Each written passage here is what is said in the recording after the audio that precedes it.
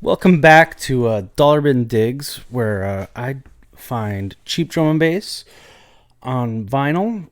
Everything has to be under $5. The whole idea is I'm picking up old great tunes, stuff you probably can't find on Spotify. You might be able to find on iTunes, but a lot of times you can't, or even Beatport. And the whole idea is if it's under $5, you probably can't pick it up at that price on Beatport as is for two tunes. So let's get started. We're going to start off with this Lemon D Generation on X and Violator. I've pulled the record out because the sleeve's pretty banged up. I think I picked this up for about $3. The sleeve's super banged up, as you can see. It's Lemon D. Lemon D was and is, pure dance floor fodder. Huge bass, Valve tunes, just it is what it is. If you've ever heard Valve tunes, you know what it is. The A side is Generation X, in parentheses, Crush You.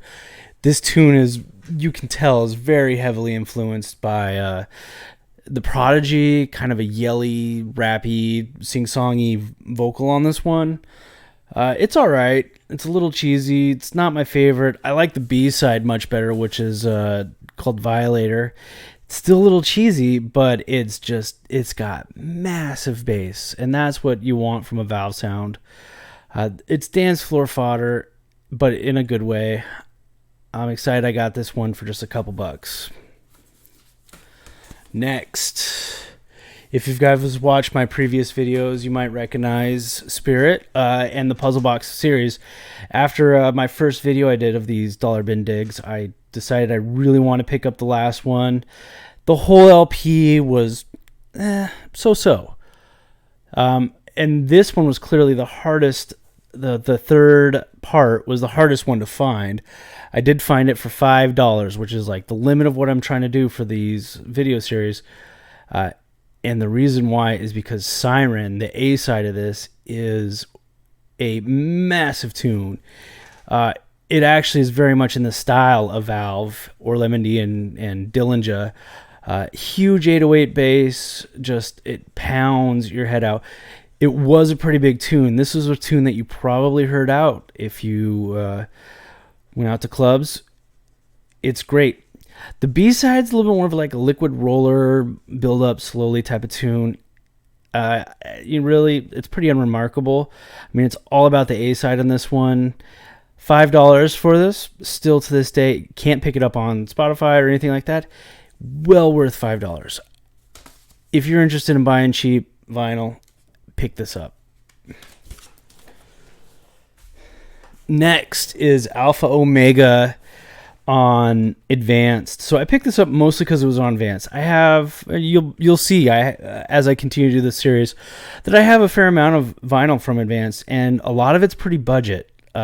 Advanced was one of the side labels of CIA, which is run by Total Science, and as you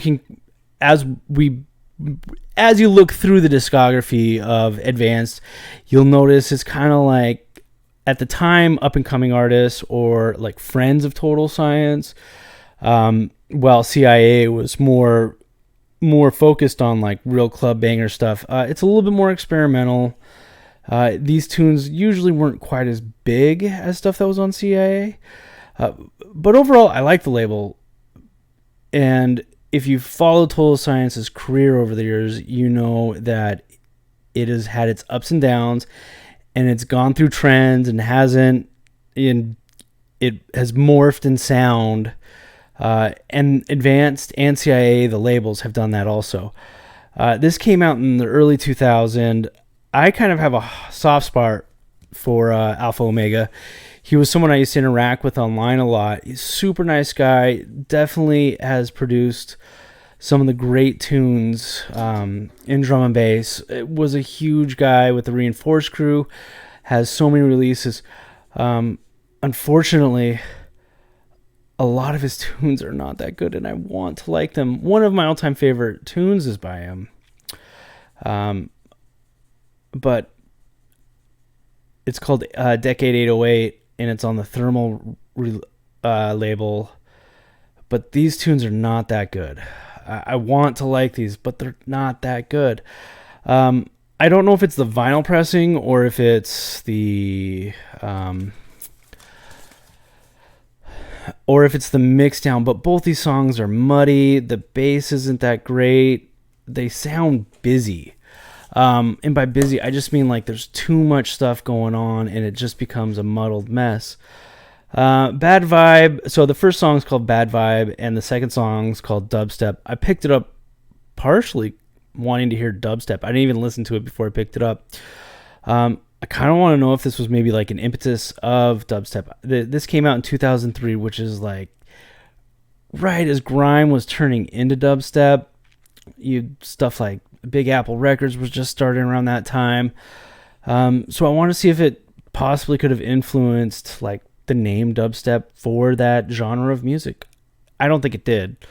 This was definitely not a big tune, and it's not that great. If you're going out to pick up stuff, if you're like me and I'm kind of a completionist and I like buying stuff on the same labels, and if it's at a good price, I like to buy it. If you're looking for good tunes at a cheap, I'd skip this one.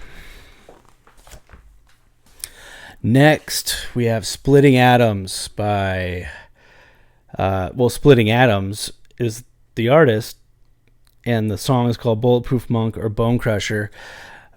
When I say Splitting Atoms by, it's because this is a pseudonym for Total Science. As we previously stated, Advanced is a sub-label of CIA, and this tune, and as we talked about, Total Science kind of did some bandwagon jumping over the years. This is like the squelchiest of the squelchy whistle bass jump up. Bulletproof Monk was a tune that got some attention back in the day, but man, is it not good. Oh man, both of these tunes are not good. They're the worst type of jump up. I want to like it, and I'm always find it super fun to find like stuff on Advance on these labels that I like that are cheap. It's bad.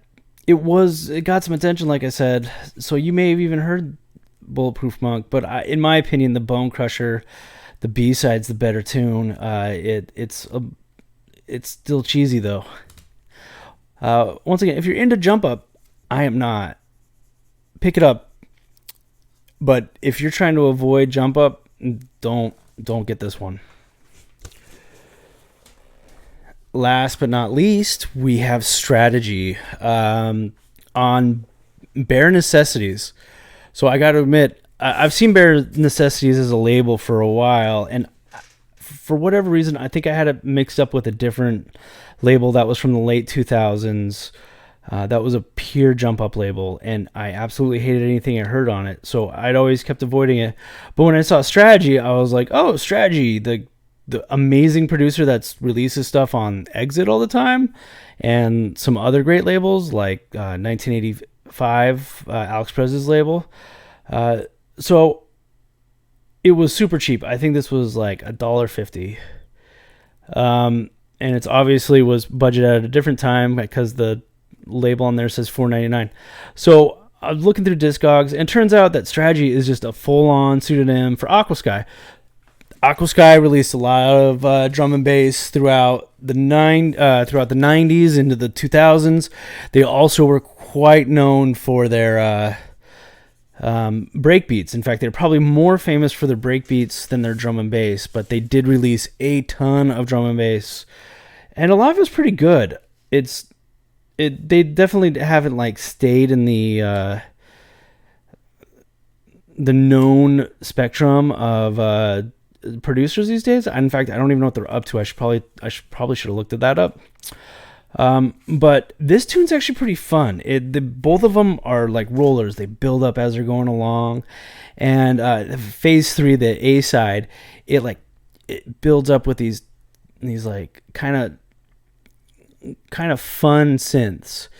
They're not Reese's. They're not cheesy. Just kind of like a synthy sound of the early 2000s. This one came out in 2001. Might even been produced earlier than that. what I do, but I like this tune. I even like the B-side. It's a little like, there wasn't a lot to like call out about it, but it was one of those tunes I got done. I'm like, yeah, that's pretty good. So I'll definitely be including these on mixes soon, so make sure to check it out. I know that Bare Necessities, after I looked it up, it was a label that started releasing drum bass in like 92, like, you know, hardcore drum bass, that early iteration stuff.